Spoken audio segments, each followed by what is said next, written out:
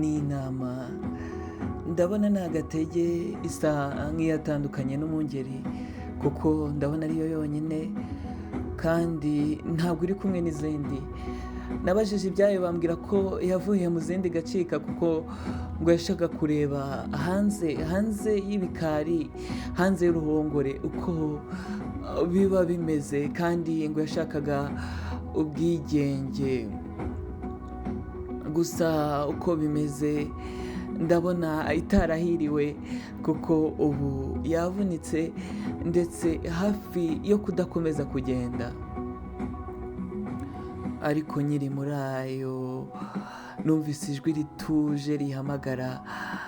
Nabonye ikozwe n'isoni gusa ibonye urukundo rw'uyu mwungeri ayikunda bene aka kageni, kuko ngo yasize izindi 99 aza kuyireba. Iyo nama yuzuye ibyishimo byinshi cyane, ikomeza ndetse kandi itangira n'indirimbo y'ibyishimo iti Uwiteka niwe mwungeri wanjye, uyu nguyu ujya ungaburira, unyobora kandi undinda. Rero sinzakena kuko nibutse ko ajya andyamisha mu cyanya cy'ubwatsi bubisi, akanjyana iruhande rw'amazi adasuma kugira ngo nahungabana kandi nshira inyota. Kandi nanone iyi mbaraga zimbanye nke asubiza intege mu bugingo bwanjye, anyobora inzira yo gukiranuka kubw'izina rye. Ubu naho nanyura mu gikombe cy'igicucu cy'urupfu, hahandi hari umwijima cyane, sinzatinya ikibi cyose kuko ndi kumwe nawe.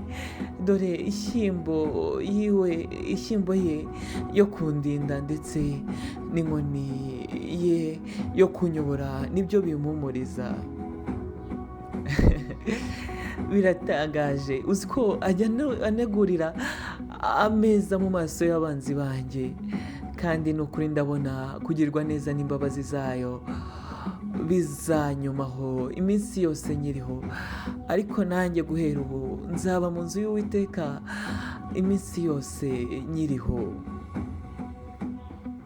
Iyo ntama umwungeri yarayifashe arayunga kuko yari yavunitse, isubira mu zindi, kandi ubu hehe no gusubira inyuma. Yesu ni umwungeri, natwe turi intama.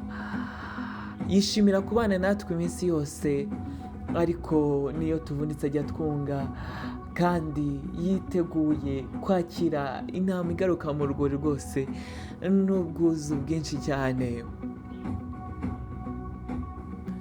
Reka twizere ko ari isomo ukuye muri iki kiganiro twise Stay Connected, bishatse kuvuga ngo dukomeze kugira connection yacu n'Imana.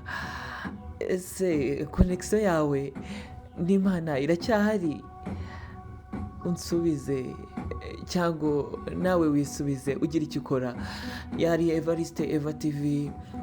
Reka tukwibutse niba utarakora subscribe ko wayikora kugira ngo urusheho gukurikirana ibindi biganiro tubagezaho umunsi ku munsi.